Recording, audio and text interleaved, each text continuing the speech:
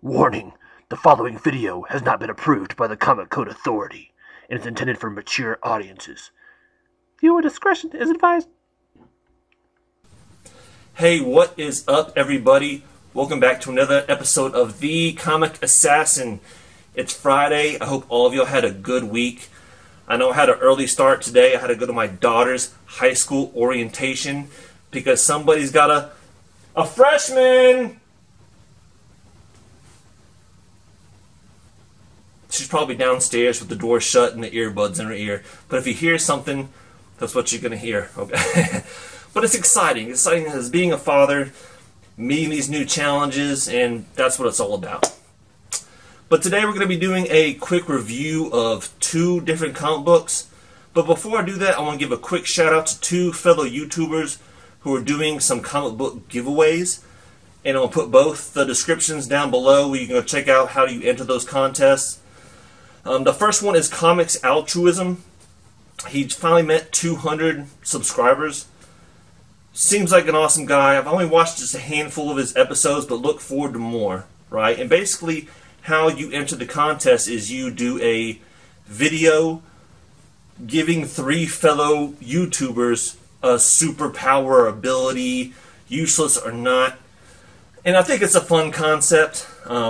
And so this is an example, and I don't know if this interests me in the contest or not, and that's really neither here nor there. I really just want to give the dude a shout out. But basically, I would give my first one to Comics Altruism, right? And I would give him the ability to control people's moods, and he chooses it for the positive. Because you can't watch this dude's video and not, at the end of the day, feeling better about things, right? He seems like a super positive guy. He does so much for not only the comic book community, but the charities and the charity work that he's doing on his shows. It's super awesome. So if you haven't seen his stuff yet, go check down the link below. It'll get you to his videos and check the dude out. The second one, I would do Reggie from Reggie Collects. Alright, so Reggie, his super ability to me, and I think this is also another one that he probably has, is to control time. Where he can slow down time. He can do some of the Doctor Strange stuff, right? Because that dude puts out so much content, I don't know how he does it without slowing down time. Right? That would be one of my second ones that's off the top of my head. Now the third one, I'm going to go for another big hitter. I'm going to go for Comic Tom. Right? And when you think of Comic Tom, you think of the glasses, and you also think of the hair.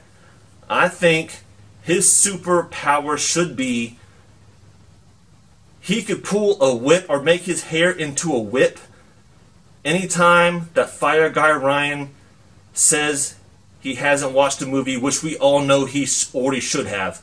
All right. So Fire Guy Ryan's this guy who comes on a Comic Tom show from time to time, actually quite a lot, and he's just known for not watching movies. It's like, how could you have not watched that? Right? And then Comic Tom can, make it Doc Samson-like. You can turn green and make a whip and just whoosh, go watch that movie. Alright? That's my third one. Alright? And I'm going to throw out another one. And this is one that I've been watching. It's non-comic book related. This is a Fortnite one. Okay? I got sucked into the Fortnite game not too long ago, but about maybe a year ago, I got sucked into the Fortnite game. And this latest season, they had these things called Fort Bites, which you had to go and search and collect. And there was this one YouTuber named In the Little Wood, right? In the Little Wood, and he did all these really good videos, which I thought would help you find these items. But his gift that I would give him is flight, all right.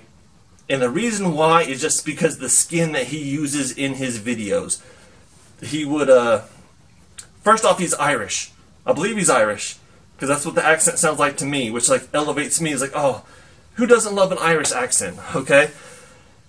But his skin that he would use would be like this Peter Pan, elfish looking thing. And I kind of want to give him the Peter Pan flight, just for being a good guy. He seems like a real good guy. So that's that. That's how you enter the contest. So check it out below. Now the second one goes to We Love Comics. Now We Love Comics has a little bit more of a well-known show. Basically, he's been selling his mystery boxes. He's been trying to raise money for his cat who has some medical conditions, and who I think he's also in the process of trying to buy a new house. And so he's been selling a lot of his comics away to bring up the funds. But as a way to give back, he is doing a giveaway. Now the dude's got some good stuff. All right, so if you're interested in this, and I'm not even eligible for this because basically you have to have been a YouTuber for at least, I have a profile for at least 3 months, which I have not. So I'm not even eligible, but I want to give back to the community. And if you watch this video, go check his stuff out, go enter the contest, and good luck to all that do. All right, but support both those guys. They're good guys. All right. But on to what we're actually really doing today. We're reviewing 2 comics. And if you watched any of my previous review videos, you know that I try to do more indie style stuff. There wasn't a lot of new indie stuff out this week that I was too excited about. So I'm going to do 1 indie and 1 Marvel book. Alright. Now, before I get started, I'm not going to review this book. But X-Men House of X. Like I said, I'm not going to review it because I do spoilers when I do reviews. So if you don't like spoilers, then, you know, please watch, but close your ears. I came into this series being very, very skeptical. All right, I've seen so much stuff go on that I just did not like with the X-Men stories. That when they were doing this big, major revamp, I came into it skeptical, all right, and that's understandable. But I will say I read this, and it was good. All right, this is a good book, and I would recommend this to anybody who's coming into comics and wanting to start off on a new storyline. This is good stuff. All right. No, I can nitpick, but I'm not going to. But I really, really enjoyed it. So if you haven't gotten this yet, if you haven't read this yet, you want to. Alright? It's a great book.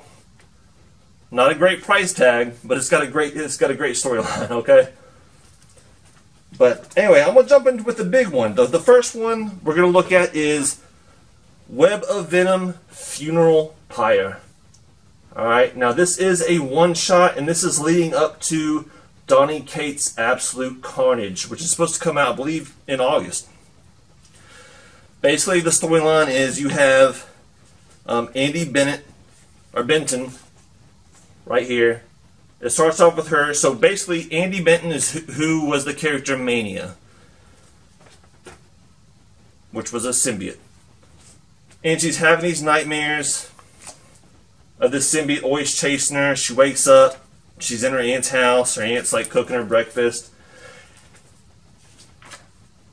And then she goes about her day, but the whole time she's having this internal dialogue. She's continuing to have these nightmares, and in the story, she's pretty much rehashing some of the origin of how she got Mania, which was Flash Thompson was her coach or something like that at school. He had to change. Some of the symbiote got loose and got onto her. She changed.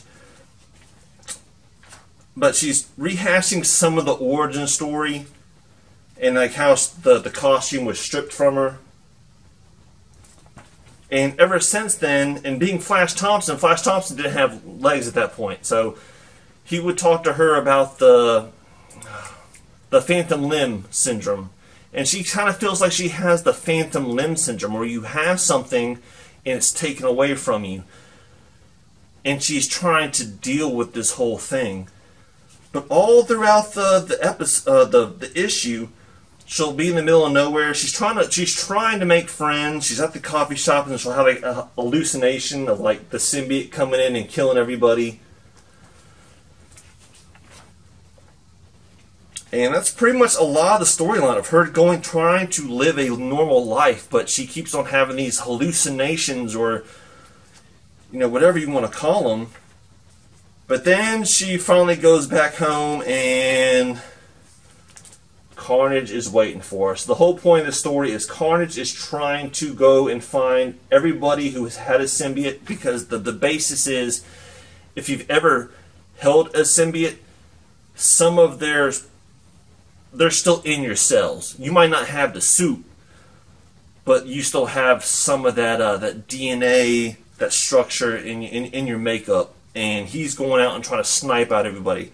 So Carnage is there to try to take out Andy, right? Which I would say, the one thing that I really did like, where was it? I thought this was kind of clever. Like her little name tag, instead of Andy, she kind of marked it out and made it Mania.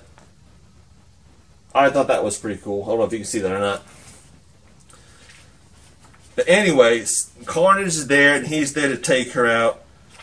There's a lot of blood. There's a lot of gore. There's a lot of stuff that I expect from a Carnage book, which I really, really enjoyed. Alright, but then one of her abilities that after the symbiote left is she still has this thing we call like the Hell Mark, where basically she can summon up, you know, spawns of hell, and that's what she does. Alright, she spawns up some stuff from hell. And there's a battle between Carnage and the spawns of hell. Now, I don't want to spoil too much for you, but there's a pretty decent fight scene. She even becomes like extra, you know, extra badass right there. But as an act of preservation, her suit or her power pretty much gets her away from the fight and transport her somewhere else. And transport her to New York City, which is over here. Alright? And she's like, hey, I know one fellow symbiote who lives in New York, and that's Eddie Brock. So now she's going to go hunt for Eddie, try to join forces, because she realizes that she can't beat him by herself. Alright? And this is going to lead up to the absolute carnage. Now, I love Carnage. I love Carnage, and the way they depicted Carnage in this book to me was awesome. Alright, there's been some other stuff that's been done. You know, with the Venom series, I'm still like 3 books back. For one reason or another. But I wasn't so sold on the whole like spiral forehead thing. I really like the way Carnage looks there. Alright, and the way that his dialogue and the way that he battled, like, I really enjoyed that. So, yeah, I give this a book a B+. I'm excited about Absolute Carnage, and this kind of leads the way. So there you go. Now, the next one is an indie book, and this is one that I did make one of my picks from last week, and that is Star Pig from IDW. This was an interesting book. Alright, it really was. The whole synopsis is the girl is going to space camp. Something happens. She's out in space. She gets saved by this, what they call a sea pig or a star pig in this case. And that's all the synopsis you really get that you read online. It's got a pretty cool cover. A little unusual. But the artwork's pretty good. Alright, it's got some pretty decent artwork in it. So it gets a bump up for that. But the one drawback that I have from the very beginning is that as soon as the story starts, accident happens. Like, there's no lead up to it, really. It's just like 2 pages in, like, boom. Alright, she's in this aircraft. She gets ejected. Which makes you think how she's already surviving in the first place. Maybe that's something to come. But she automatically gets saved. She pretty much gets swallowed up by this being, which you'll see here in a second. And this being is this big star pig. Alright. Now, when I saw the picture, I knew I've seen this one before. And they mentioned the name that this is actually what we call a tardigrade. Alright, now a tardigrade is actually a real animal that you can find here on the real planet Earth. They're like one of the most resilient. I think they call them like, what do they call them? Like water bears, or I can't remember. There's a more common term they call them, but it's like a microscopic organism that can withstand like extreme pressure, radiation, dehydration. They're one of the most resilient species that we have here on planet Earth. That gives it a bump up because it's kind of more scientific, and that's kind of the realm I deal with. But anyway, this being gets her in, and they're having this conversation almost through like telepathy, maybe. I'm not sure about that. But he's like, you know, you're a human. And she's like, what are you? And like, there's just a lot of back and forth. But then he's like, hey, I'm gonna try to keep you safe. And the scavengers are about to come, and all of a sudden, sure enough, the scavengers come to start pillaging the wreckage. And so they zap the scavenger comes in, zaps the ship as well as the Tardigan and herself onto the ship. She's knocked out. And what is this guy called? Oh, man, I can't remember. But anyway, this is the being that's controlling the ship, which this is what I didn't like. It's like some spore type being, which how it controls a ship, I don't know, but hey, that's alien life for you. But the whole time from here on out, basically the Tardigan and that spore being are having internal, like having dialogue. It's like very innocent dialogue, but you get the feeling that the spore guy, he's just there to make money, and he's like, oh, I see a good specimen there, I see a good specimen there. Tardigan, you're a specimen. The human's a specimen. Everything here's a specimen. Right? So he's there to make some money. And basically it wakes up, or she wakes up, and there's a lot of talk about probing, which was kind of funny. And that's kind of where it leaves you. I mean, I'm going to give this one a B-. Alright, so first off, this is not my type of genre book. I don't know if it's one that I'll continue to read just because it's not my genre. But I will say, as much as I like to nitpick, like there were certain things, like I said, with like how is she able to survive outside in space in the first place? You know, and then she sees the aliens, and she's like, oh my god, aliens really do exist. And I'm like, how do you not know that? You just encountered 2 different alien species in what seems like less than 5-10 minutes, you know? And how did humans not know that at this point of where you're at? And like I said, it was fun, it was quirky. Alright, and sometimes you need to have a fun, quirky book to kind of change up the pace. And with that being said, I did like it. Like I said, I'd give it a B- just because there's things I didn't like about it. But it was a fun and quirky book. So that might be along your lines. Who knows? So with that being said, I'm sorry if I rambled on and blah, blah, blah. Like I said, it's been a busy day. I've been dealing with orientations and getting kids to swimming pools and all that stuff. And not enough hours in the day sometimes. Maybe I wish I had that superpower from Reggie to slow down time, get some more stuff done. But with that being said, hope you enjoyed the video. Once again, this is the Comic Assassin. Have a great weekend, y'all.